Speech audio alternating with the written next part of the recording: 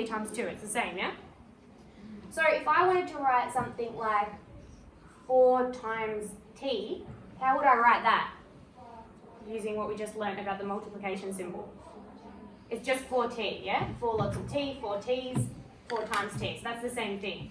If I wanted to write something like w times 3, how would I write that? So is it w3 or... Remember, the number always comes first, so it's 3w. If I wanted to do x squared times 7, how would I write that? Yes, please? 7x squared. Beautiful. The number comes first and then the term, x squared. And this is all just one term here. Okay, cool. So we're good with that one. This question was in the exercise as well. And it looks really complicated, but it's actually super easy. So it says the sum of q and p is equal to the product of q and p. Now, first of all, I can see a word here that tells me it's going to be an equation. What's the word? Equal. Equation, yeah, equal, yeah? Because remember, equations have the equal sign. So we know we're going to have an equal sign because it says is equal to. So it's like we've got an equal sign here. And on the left-hand side, we've got the sum of q and p. So that's an expression that we need to work out how to write. And on the right-hand side, we've got the product of q and p, okay? The sum of q and p is the same as or equal to the product of q and p. Now, how are we going to write the sum of q and p?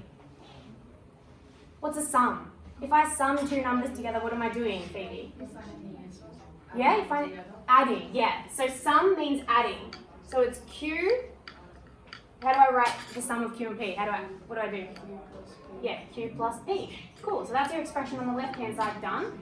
And now we just need the one on the right-hand side. So what's the product? What does product mean? Does anyone know what product means? Beautiful, Harry. Times. The product of two numbers is those two numbers multiplied together. So how am I going to do q and p multiplied together? What do I write, Harry? QP. Oh, beautiful. You skipped a step as well. So you could have written q times p, but Harry remembered that the multiplication symbol disappears. So it's just qp. Awesome. Alrighty. Now, what we're going to do today is we're going to look at some questions, and these are the type of questions that you will get quite often when you're doing this topic of equations, okay? And the question is, solve for x. So if we've got something like this, we've got an equation, and then the question asks us to solve for x, what's it asking us to do? Solve for x. Which means, what do I want to find? X. So solve for x just means I want to know what x is, okay? I want to know what number x is. So I want to have x equals, okay, who said 4? Yeah, so Jamie Lee can see straight away that that's 4. You might be able to see straight away that's 4, yeah? Because you know 4 plus 2 equals 6. So x equals 4 works. But if you had a really, if you had an equation like this, minus 4x squared minus 26x minus 6 equals 30. Can you look at that and just know what x is? No, it's too complicated, yes? So, luckily for you guys, there is a step-by-step, systematic way of solving equations, alright? And we're going to learn that today.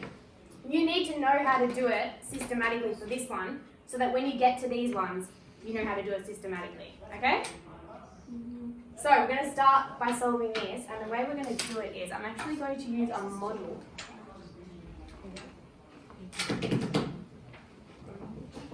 So I'm going to use a model. I'm going to use cups and counters. Has anyone done this before? Cups and counters? Okay, cool. So it's going to be brand new for everyone. So as you can see, I've written X on all of my cups. Can everyone see that? I've written X on all of my cups. So my cups are going to represent my X's, okay? And I've got counters. My counters are going to represent my units, all right? So if I've got the number 2, I'm just going to use 2 units or 2 counters, okay? So we're going to model it using the cups and counters. I'm going to put it over here. So what have I got? What's on my left-hand side? How many x's do I have? 1x. So I'm going to put 1x up on my left-hand side. What else have I got on my left-hand side? Plus what? 2 what? What am I going to put? Cups or counters? Counters, okay? So I'm going to represent the 2. I'm going to add 2. So 2 units. 1, 2. Then I've got blue, no, magic. Okay. So, then I've got, what have I got? What's next? We've done this part, left-hand side done. Equal sign. Hi, I'm sorry to interrupt. I didn't realise I'm learning this advantage. I'm just going to see, not look at the book. No, it's Not at all.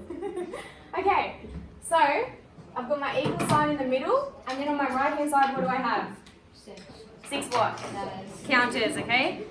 So I need 6 counters. 1, 2, 3, 4, diesel, 5, 6. Alright, so I've set it up. I've got x plus 2 on this side, and I've got 6 on this side. And what does this equal sign mean again? The same as, awesome. So that means that I'm saying this here, whatever's on this side, is the same as whatever's on this side. So what I'm going to do is I'm going to visualize that this is kind of like a set of scales, okay? So whatever's on this side, the x plus 2, weighs the same as whatever's on this side, okay? So it's a perfectly balanced set of scales at the moment. Now, we need to find x, all right? So we want to get x by itself. How are we going to get x by itself? At the moment, it's with the 2. How are we going to get rid of the 2? All I'm going to do is I'm just going to subtract 2, okay? I subtracted 2. Is my scale balanced? Because I just took 2 off this side, so this side's going to be lighter now, yeah? So the scale's unbalanced. So what do I need to do to make sure that it's balanced? What do I need to take away from this side? 2 as well. So whatever I do to one side, I have to do it to the other side. Otherwise, the equation will no longer be true, okay? It won't be the same as the other side anymore, okay? So let's write that in mathematical notation on this side. What did we do? What did we do to the left-hand side? We subtracted 2. And the reason we did that is because we had an addition of 2 there. So the opposite of addition is subtraction, okay? The inverse of addition is subtraction. And then what did we do to this side? We had to do the same thing. Alright. And then what were we left with? Well, plus 2 minus 2 is just 0, so they cancel out. And we were just left with x on this side. And on the other side, what's 6 minus 2? And that's exactly what we have. X is equal to 4, okay? So that's a step-by-step way of doing it. Let's try it with another step involved this time. So let's do a different question.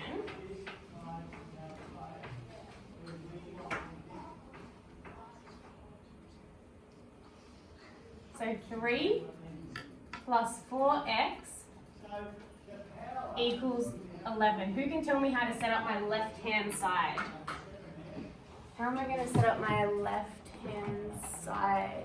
Bill, what am I going to put on my left-hand side of my equation? Bill? So look over there. What have I got? What have I got on the left-hand side of the equals sign? Yeah, I've got an x. How many x's do I have? So these are the x's here. How many x's? So this number here tells me how many x's I've got. So what's that? So I've got 4 x's. So I need to put 4 cups, all right? So 1, 2, 3, 4. All right, so I'm going to put 4 x's. All right, I've done that part. What else have I got on my left-hand side? Nate? Is it Nate? Yeah. Yeah? What else have I got on the left-hand side? So I did this part. 3. So what am I going to use for just normal numbers? Counters. So I need 3 counters, 3 units. 1, 2, 3. And on my right-hand side, what have I got?